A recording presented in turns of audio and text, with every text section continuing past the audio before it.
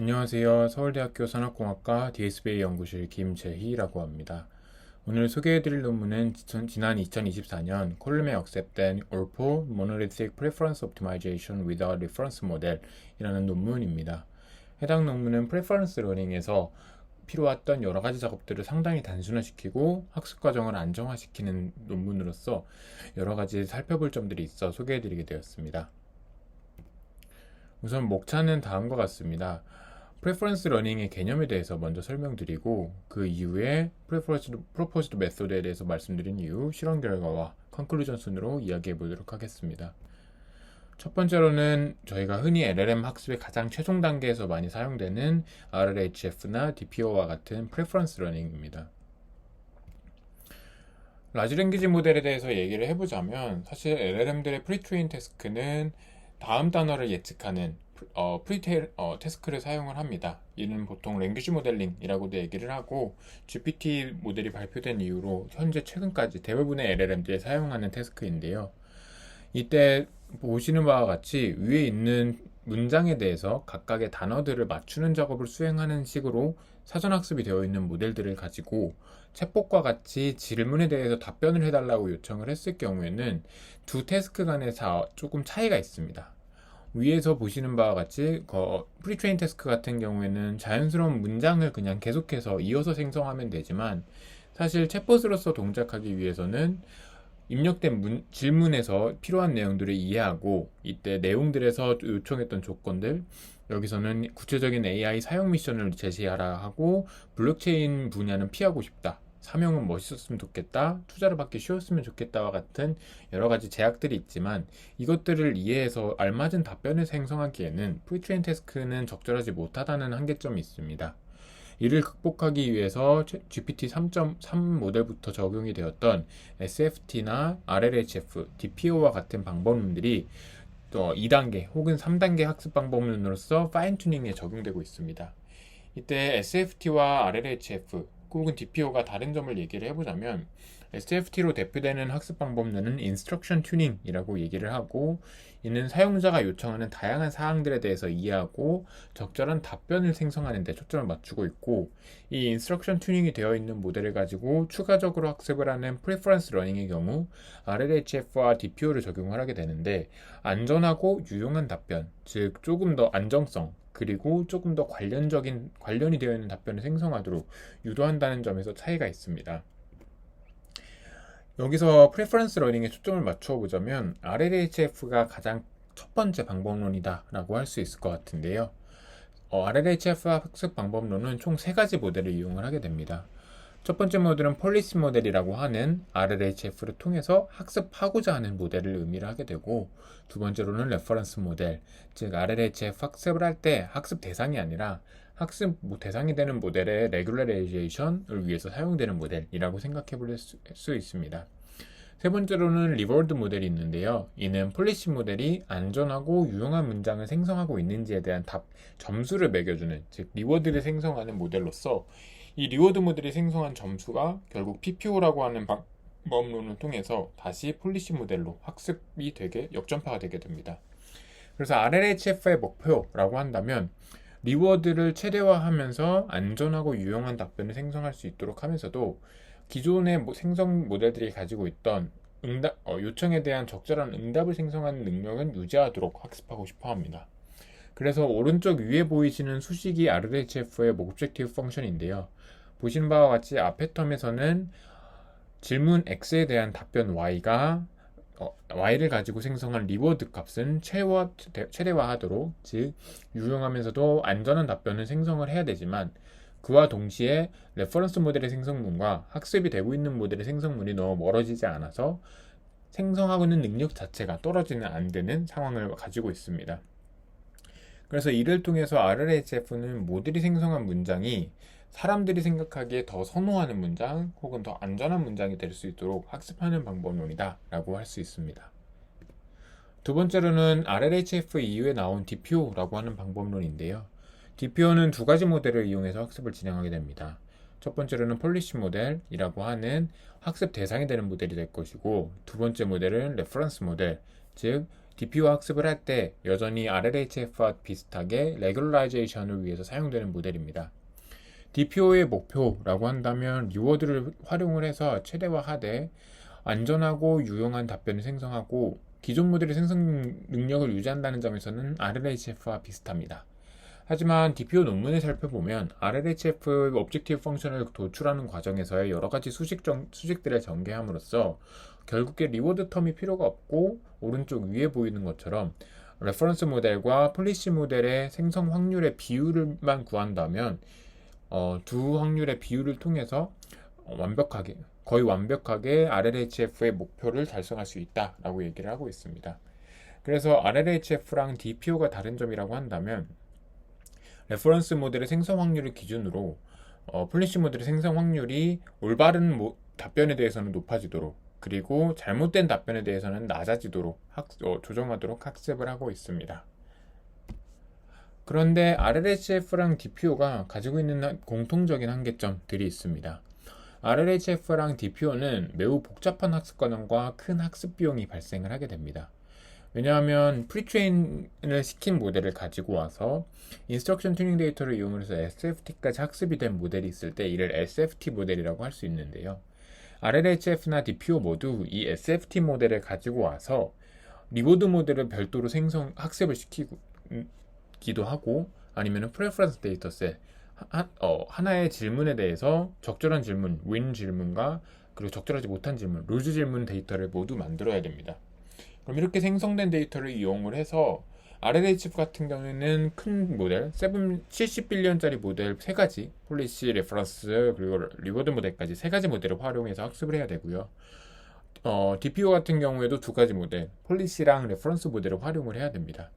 결국에는 저희가 학습하고 싶은 모델은 폴리시 모델인데도 불구하고 폴리시 모델이 아닌 별도의 모델이 사용되므로 부가적인 비용, 부가적인 GPU 사용량이 필요로 하다라는 점, 그리고 프리퍼런스 데이터셋과 인스트럭션 튜닝 데이터셋이 모두 필요하다 보니 데이터 구축에 드는 비용도 상당하다라는 한계점들이 존재하고 있었습니다. 이와 더불어서 RLHF 같은 경우에는 많은 연구자들이 공통적으로 하는 얘기가 매우 학습 과정이 불안정하고 학습 과정을 튜닝하는 과정이 매우 까다롭다라는 얘기를 하고 있습니다. 그렇다면은 이 올포라고 하는 방법론은 어떻게 이러한 점들을 극복하고 있는지 그 제한 방법론에 대해서 하나씩 자세히 살펴보도록 하겠습니다. 올포의 방법론을 한마디로 요약을 해보자면 기존의 프레퍼런스 러닝 방법론들하고 다르게 SFT 단계에 직접적으로 적용이 가능한 프레퍼런스 러닝 방법론이라고 할 수 있습니다. 다시 얘기해보자면 인스트럭션 튜닝하는 시에 사용이 되는 것과 프레퍼런스 러닝이라는 단계가 사실은 구분이 되어 있었는데 이를 하나로 합쳐서 SFT 단계에서 올포라고 하는 방법론만 적용하면 되는 상황이 될 수 있습니다. 이는 결국에 레퍼런스 모델 그리고 리워드 모델을 사용하지 않는 학습의 대상이 되는 폴리시 모델만 이용을 해서 학습을 할 수 있다라는 장점이 있고 인스트럭션 튜닝 데이터셋을 별도로 만드는 게 아니라 프레퍼런스 데이터셋만 구축하면 된다라는 장점이 있습니다. 결과적으로 프레퍼런스 러닝의 방법론들이 매우 복잡했고 데이터셋 구축 그리고 학습 과정에서의 비용이 상당했었는데 올포는 이 모든 것들을 단순화시켜서 데이터셋도 단순화시키고 학습 시에 사용되는 모델들의 개수도 단순화시켰다라고 얘기할 수 있겠습니다. 이때 SFT부터 얘기를 시작을 해보면 올포를 이해하는 데 도움이 될 것 같은데요. SFT는 인스트럭션 튜닝 시에 사용되는 학습 방법론이라고 많이 알려져 있습니다. 목표라고 한다면 모델이 사용자가 요청하는 다양한 사항들에 대해서 적절한 답변을 생성하도록 하고 학습하는 것인데요. 이때 모델의 입력값으로는 X라고 표기가 되어 있는 사용자의 다양한 요청들이 들어오게 될 것이고 출력이라고 한다면 이 오른쪽 위에 나와 있는 로스텀에서 두 번째 식에서 볼 수 있다시피 X가 주어져 있을 때 Y, 즉 답변을 생성하도록 요청하는 것이 출력이 되게 됩니다. 이때 로스 펑션은 저희가 흔히들 알고 있는 랭귀지 모델링에서 많이 사용을 하는 크로스 엔트로피 로스를 사용하게 됩니다. 그래서 SFT 학습 과정에서 모델은 도메인에 대한 정보를 학습하게 된다라고 올포는 얘기하고 있습니다. 이때 얘기하는 도메인이라고 하는 것은 태스크라고 얘기해 볼 수도 있을 것 같은데요. 그러니까 LLM이 프리트레인을 시켜놨을 때는 컨티뉴어스하게 답변들을 생성하도록 문장들을 생성하도록 해놨으니까 이거를 챗봇 상황, 질문하고 답변을 생성하도록 하는 방식으로 대화 상황시의 챗봇으로서의 생성 방법론이 도메인이 되게 됩니다. 그런데 여기서 등장하는 매우 자주 얘기하는 문제가 SFT로 학습된 모델이 옳은 답변을 생성하도록 학습했음에도 불구하고 적절하지 못한 답변, 욕설이나 성적 표현 아니면 위험한 표현들이 많이 담겨 있는 답변들도 생성하는 확률이 함께 증가한다라는 단점이 있습니다. 오른쪽 아래 나와 있는 피규어가 올포에 있는 피규어인데요. SFT 학습을 하는 과정 중에서 옳은 답변, 즉 적절한 답변들과 적절하지 못한 답변들의 생성 확률을 보면 안전한 답변에 대한 생성 확률만 높이는 것처럼 학습되길 원하지만 실제로는 욕설이 포함되어 있거나 아니면 위험한 내용이 포함되어 있는 답변들의 생성 확률도 덩달아 올라가는 것을 볼 수가 있습니다. 이는 SFT 단계가 옳은 답변을 생성하도록 만들어주지만 위험한 답변을 생성하는데 페널티를 주는 텀이 없기 때문에 발생하는 문제다라고 얘기를 하면서 올포에서는 이 페널티 텀을 주고자 한다라고 볼 수 있습니다. 그래서 이 올포의 풀네임인 Odds Ratio Preference Optimization이라고 하는 관점에서 어떻게 진행되는지를 살펴보자면 올포는 결국에 Odds Ratio를 기반으로 Rejected Answer, 즉 적절하지 못한 답변에 대한 페널티 텀을 부여하고자 합니다. 적절한 답변과 적절하지 못한 답변의 생성 확률을 이용을 해서 오즈 레이시오를 산출하고 이 오즈 레이시오를 최대화하도록 학습을 하면 결국에 적절한 답변의 생성 확률은 높아지고 이 비율로 계산이 되니 자연스럽게 적절하지 못한 답변의 생성 확률을 감소시킬 수 있다라고 보고 있습니다. 그래서 이 과정들을 하나씩 살펴보자면 첫 번째로는 당연하게도 질문이 입력이 되었을 때 어떤 답변 Y에 대한 생성 확률이 발생하게 되고 이거는 토큰 단위가 아니라 문장 단위로 보게 됩니다. 얘는 로그 확률이기 때문에 각각의 토큰에서 생성된 확률들의 평균값을 취하면 간단하게 구할 수 있고요. 그럼 이렇게 구해진 probability를 이용을 해서 오즈 값을 구하게 되는데요. 통계에서 흔히 접하게 되는 그 오즈 값이 맞고 사실 오즈 값은 항상 접할 때마다 느끼지만 한국어로 번역이 상당히 어렵습니다. 첫 번째로는 답변 Y의 생성 가능성 정도로는 얘기할 수 있을 텐데요. 조금 더 직접적으로 얘기해보자면 오즈의 값이 K다 라고 한다면 답변 Y를 생성할 확률이 다른 어떠한 답변을 생성할 확률보다 K배 높다 정도로 얘기해 볼 수 있을 것 같습니다. 그러면 오즈 레이시오는 적절한 답변의 오즈 값과 적절하지 못한 오즈 답변의 오즈 값의 비율이라고 할 수 있고요. 결국 이 오즈 레이시오가 크다는 것은 적절한 답변의 생성 확률이 적절하지 못한 답변의 생성 확률보다 높다는 얘기가 되게 됩니다. 그래서 이 로스 펑션 자체는 이 로그 오즈 레시오를 다시 로그 시그모이드 펑션으로 감싼 꼴이 되고요. 이렇게 감싼 이유에 대해서 논문에서는 밝히고 있지는 않지만 여러 가지 실험을 해보면 저 로그와 시그모이드 함수를 이용을 하면 수치적으로 안정적인 꼴이 되게 됩니다. 즉 컴퓨터에서 계산을 할 수 있는 프리시전 내부로서 끌어온다든가 아니면 그레디언트가 안정화되는 효과들을 노릴 수 있어서 로그 시그모이드 펑션까지 취한 것으로 보입니다. 전체적인 로스텀 자체는 SFT 로스, 즉 랭귀지 모델링 로스에다가 람다 가중치를 더한 로그 오즈 레시오 로스까지 함께 사용을 하고 있고 이를 통해서 SFT를 통해서 자연스럽게 답변하는 능력을 획득하면서도 적절하지 오즈 레시오를 통해서 적절하지 못한 답변의 생성 확률을 저하하는 효과를 노리고 있습니다. 그러면 왜 이러한 정말 사실 단순한 로스 펑션인데 이게 어떤 의미를 가지고 있길래 작동을 하냐라고 보려면 그레디언트를 분석해 놓은 결과가 있는데요.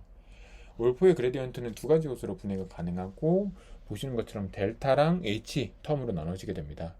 여기서 논문에서는 델타를 페널티 텀이라 해서 모델이 적절한 문장보다 적절하지 못한 문장에 대해서 생성 확률이 높으면 그레디언트 값이 급격하게 커지도록 만들어주는 거, 그리고 H라고 하는 건 그레디언트 텀이라고 해서 각각의 문장, 즉 적절한 문장과 적절하지 않은 문장에 대한 생성 확률에 비례한 크기를 부여하게 됩니다.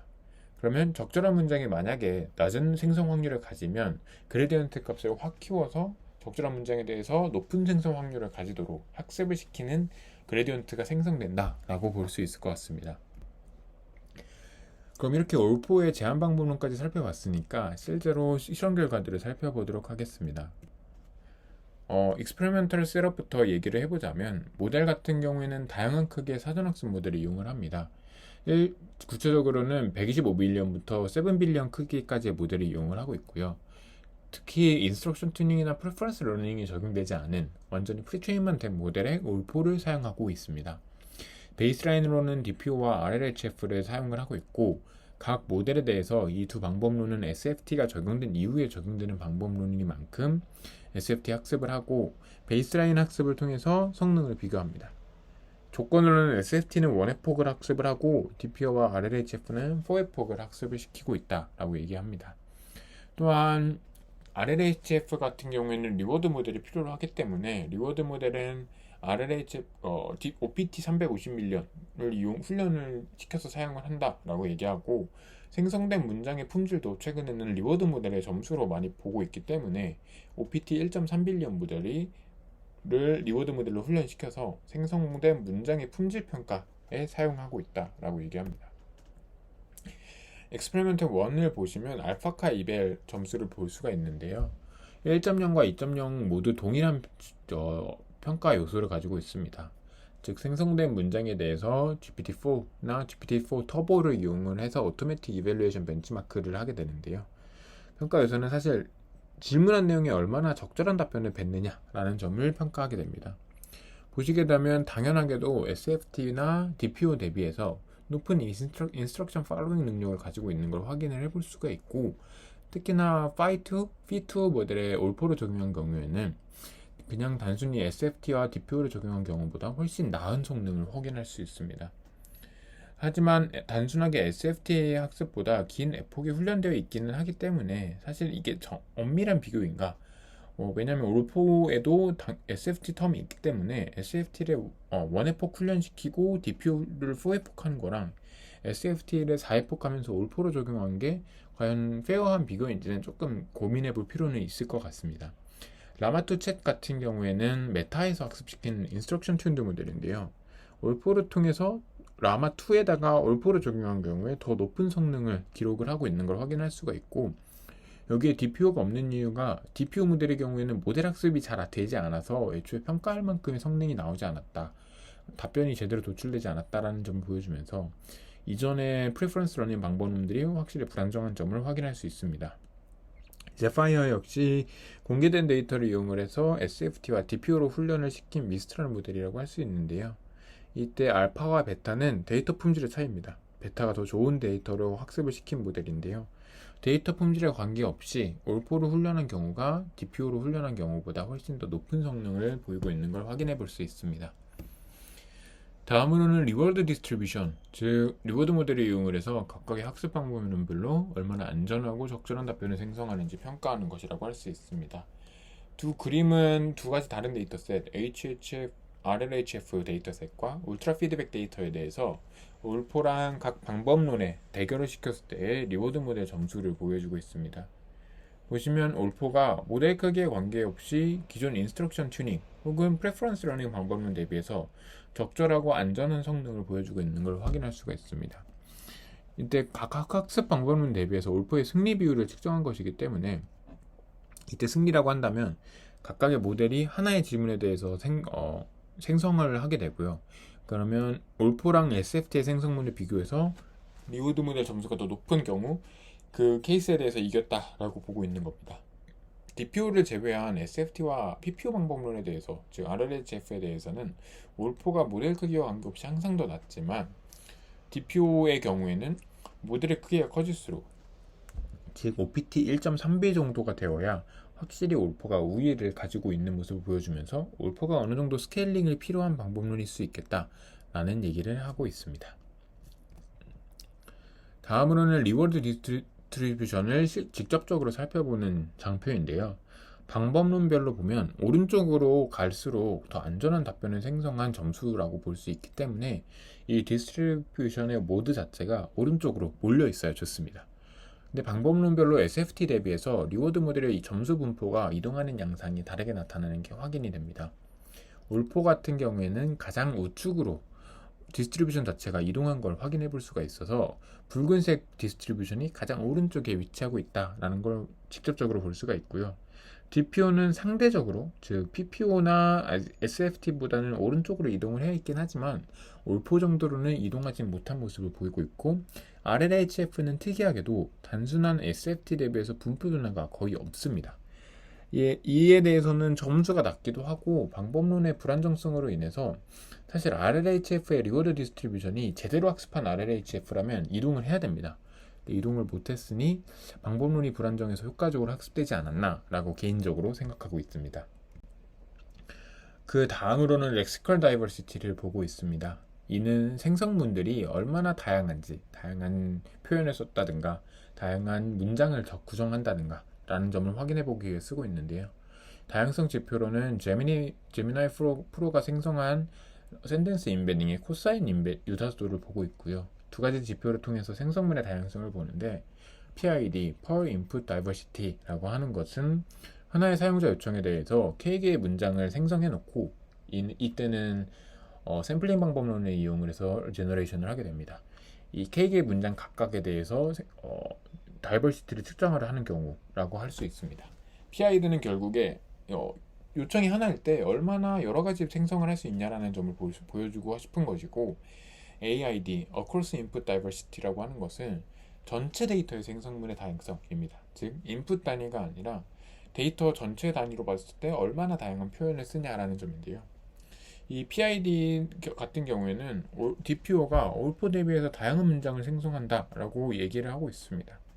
결국에는 올포가 적절한 문장에 대해 더 잘 생성해내고 있다는 점을 고려를 해볼 필요가 있는데요. 이는 이전에 했던 실험들에서 DPO보다는 올포 성능이 높았던 점을 보면은 샘플 단위로 봤을 때 하나의 질문에 대해서 봤을 때는 다양한 답변을 생성하는 게 꼭 좋지는 않다라고 볼 수가 있습니다.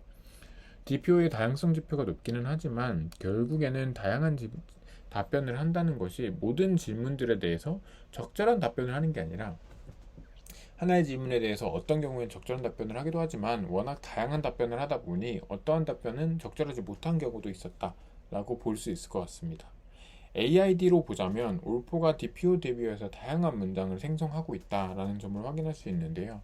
결국에 이는 사용자 요청이 다양한 상황이니까 당연하게도 답변도 다양한 문장들을 생성을 했어야 됩니다.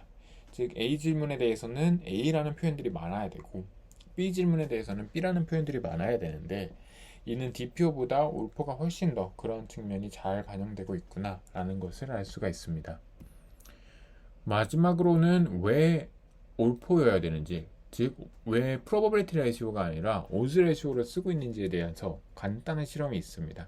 직관적으로 생각을 해보면 사실 probability가 뽑히면 probability ratio를 구해도 올포가 원하는 바로 분명히 이룰 수가 있을 것 같은데 아래 그림에서 보는 것처럼 간단하게 probability ratio를 구하는 게 아니라 왜 다시 odds 값을 구하고 이를 통해서 odds ratio를 구하는지를 얘기를 하고 있는데요. 이는 결국에 좋은 레시오의 특성이 있습니다. 적절한 답변과 적절하지 못한 답변에 대해서 이 비율이 명확하게 그 특징을 잡아낼 수 있어야 한다는 점에 있습니다. probability ratio와 odds ratio가 가지고 있는 이 분포를 확인해 보면요. 그러니까 확률 레시오의 분포를 찍어 놓은 건데요. 보시게 되면 probability ratio, 즉 파란색과 주황색으로 표시되어 있는 probability ratio 같은 경우에는 지나치게 샤프한 레시오를 디스트리뷰션을 보이고 있습니다. 즉 0 혹은 1의 값을 중심으로 퍼져 있는 값을 보이고 있는데요. 이는 실제 데이터가 사실은 적절한 답변과 적절하지 못한 답변에 대해서 충분히 확률 차이가 나야 됨에도 불구하고 이 확률의 차이를 매우 좁은 범위에서 표현한다. 즉 0부터 뭐 한 1에서 2 정도 사이의 분포로만 표현하고 있기 때문에 모델에게 확실한 학습 시그널을 주기 힘든 것을 확인해 볼 수 있고요. 그에 비해서 odds ratio를 확인해 보면 완전히 퍼져 있는 꼴을 볼 수가 있고 마이너스부터 5까지도 꽤 높은 비율을 확인할 수가 있습니다. 그러면 실제로 적절한 답변이 생성 확률이 높았고 적절하지 못한 답변의 생성 확률이 낮았다면 이건 역시도 이 경우에도 매우 높은 레시오 값을 가지고 만약에 적절한 답변의 생성 확률은 매우 낮았는데 적절하지 못한 답변의 생성 확률이 높았다면 반대로 매우 음수의 값으로 향하도록 만들어줄 수 있다라는 것을 볼 수가 있을 겁니다. 그래서 odds ratio를 써야 probability ratio와 다르게 적절하게 페널티 텀으로서 동작을 할 수 있겠구나 라는 점을 알 수가 있습니다. 다음으로는 이 rejected samples에 대한 그 확률 값들을 다시 한번 올포로 학습하면서 찍어본 결과인데요. 왼쪽에서 보여드린 그림은 처음에 보여드렸던 SFT로 학습했을 때 초증가와 리젝티드 샘플의 프로버빌리티 값이고요. 오른쪽은 올포로 학습했을 때의 결과값이라고 할 수 있습니다. 보시게 되면 SFT로 학습을 하면 아까도 말씀드린 것처럼 적절하지 못한 답변에 대해서도 생성 확률이 꾸준히 높아지는 걸 볼 수가 있는데요. 올포로 학습을 했을 때는 적절한 답변에 대한 생성 확률은 꾸준히 높아지지만 SFT로 꾸준히 상승하는 모습을 보여주고 있습니다.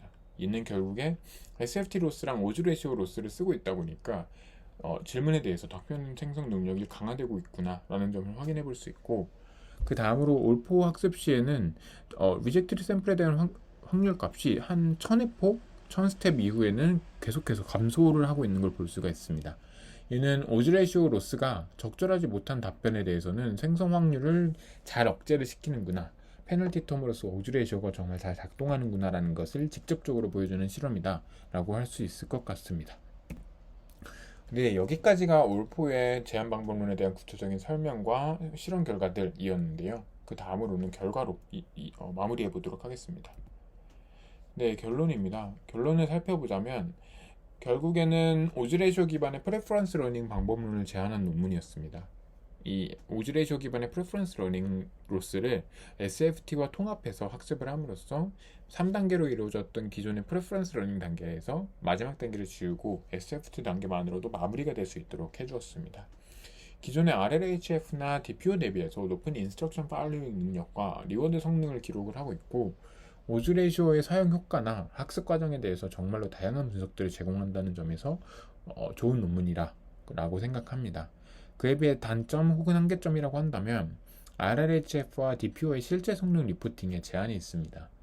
사실 실제로 활용되는 리워드 모델 같은 경우에는 빌리언 스케일로 매우 큰 경우가 많이 있고, 실제로 이 RLHF 학습을 할 때는 리워드 모델 크기 혹은 리워드 모델의 성능이 매우 중요하다라는 연구들이 많이 나와 있는 상황입니다. 결국에 현재 저희가 사용하고 있는 인스트럭션 튜닝된 모델들의 경우, 즉 RLHF까지 학습이 되어 있는 모델들의 경우에는 프로덕션 레벨이다 보니까 이 논문에서 얘기하고 있는 DPO나 RLHF와 같이 낮은 성능을 기록하는 경향성은 아닐 겁니다. 이 때문에 인스트럭션 튜닝과 프레퍼런스 러닝 시향 학습 에폭들이 실제로 우리가 쓰는 RLHF 혹은 DPO의 성능과 올포의 성능을 비교할 수 있는 환경 설정인지에 대해서는 약간의 미지수지 않나 라는 점이 아쉬움이라고 할 수 있을 것 같습니다. 네, 여기까지가 올포 논문에 대한 리뷰였습니다. 지금까지 서울대학교 산업공학과 김재희였습니다. 감사합니다.